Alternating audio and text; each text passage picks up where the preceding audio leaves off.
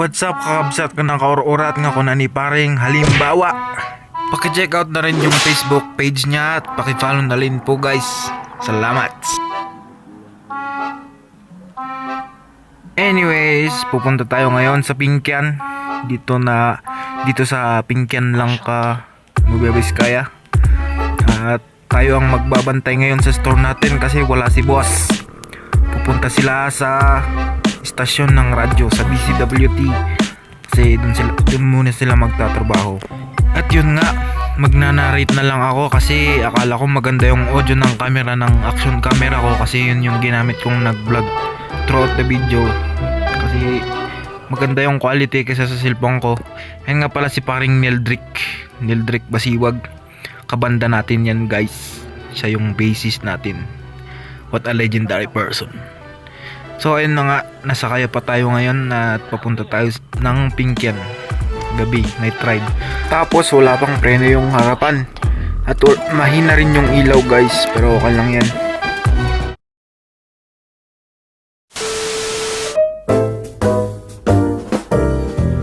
So ayun na nga guys, di ko na nabidyohan yung pag-open ng store kasi nalubat yung action camera ko. At yan nga pala, hinahanda natin yung listahan para ayos lang mamaya. Pero bago magsimula ang lahat, magluluto muna tayo ng breakfast natin guys kasi di pa tayo kumakain. Ayan guys, sayote. Ginaganyan-ganyan lang para matanggal yung iwan ko. Basta ganun, yun yung tinuro sa akin ni mama. Mama, shoutout sa'yo at saka yan. At mainit na pala yung frying pan at iluluto na natin yung sayote. Ayan guys, montage But anyways, cringe. Anyways, lagyan natin ng mantika.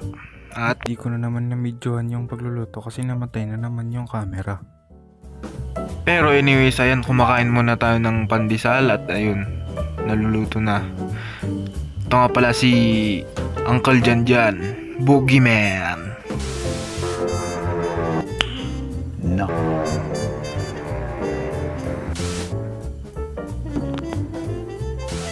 And guys, it's already 9:35 pero wala pa ring bumibili. Ay my gosh. Ayan, nabuboring na ako dito eh. Fast forward at yan guys, ang timing ng paligid 10 o'clock na, wala pa rin bumibili. Oh my gosh, bili naman kayo guys. At yun guys, sa wakas meron na ring bumili ng pork. Medyo napaparanoid to ako dito kasi di ko alam yung mga pinagagawa ko, pero okay lang naman. Ayan guys, nilalagay ko na pala sa plastic bag para kunyari professional tayo na nagtitinda. Ayan, tapos kinigilo, tapos okay na. Ayan guys, may bumibili ng pato, bali 2 kilos ata yan, basta ganon. Ayan guys, pumasok siyang galbulit dun para kunin yung pato. At yan guys, 3.5 kilos pala yun kinuha nila. Ito naman guys, nagluluto tayo ng lunch kasi hindi ko na nabidyohan yung kanina kasi wala rin lang naman bumibili. Ayan, may pa-epic montage pa. At ayun guys, i-reheat natin tong balot kasi malamig na daw. Ayan, lalagyan natin ng tubig. Fast forward nga pala at napainit na natin yung balot. Ayan, nilalagay na natin sa ice box. Ayan, babalik na natin sa lalagyan niya para makita ng mga tao. Umisita nga rin pala si Sir Kapitan ng Barangay Pito at si Sir Ray Telio. At ito nga pala si Auntie, asawa ni Sir Kapitan ng Barangay Pito, Roque Palma. Pati rin si Uncle Ador bumisita. Ayun, nagkakape guys along with his family. At yan ang kanilang mga binili guys. Salamat sa inyo mga uncles, aunties, and see you next time.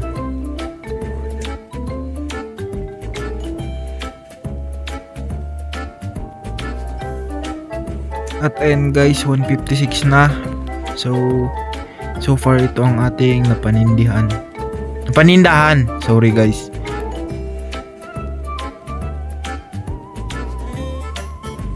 At ayun guys, fast forward, gabi na. Hindi ko na nabidyoan yung sa hapon kasi wala rin lang naman bumibili. Ayan, magluluto ulit tayo ng pagkain para sa dinner natin guys. Ayan, sayote na naman.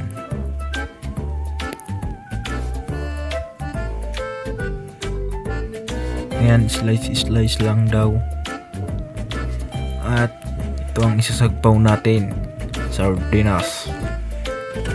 Ayan yung yung naluluto na siya, i-montage.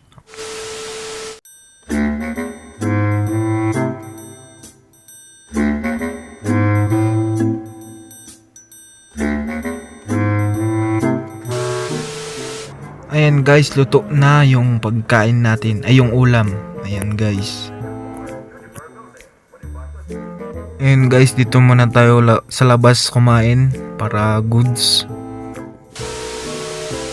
Ayan guys, closing time na natin. Kukunin natin yung balot at ipapasok sa loob para hindi nila takawin. Ayan guys, kumain muna tayo ng balot. And now magtototal na tayo ng overall income. Basta ganun, itototal natin yung lahat ng napanindahan nating ngayong araw na to ng basta ganun. Ayun, papasok natin tong balot sa loob at kukunin natin yung mga suka at asin at saka yung basurahan para malinis tignan.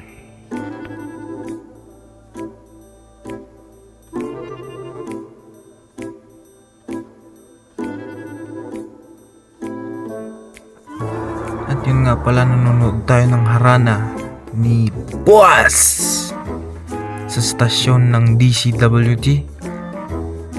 At ito nga pala yung magko-close na ako kasi gabi na, 10 o'clock yung dismissal natin guys. I mean closing time.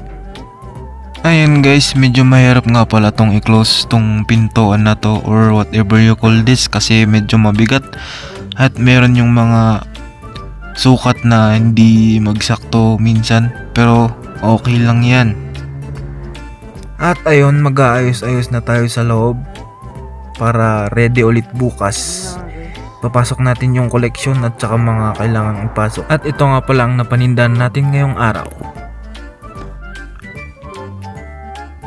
Yan guys, ipapasok na natin yung collection na nasa ice cream box sa loob para hindi nila kunin or nakawin.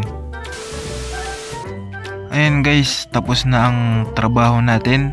Dito na nagtatapos ang video. Salamat sa panonood guys. Subscribe. Auf Wiedersehen Leute.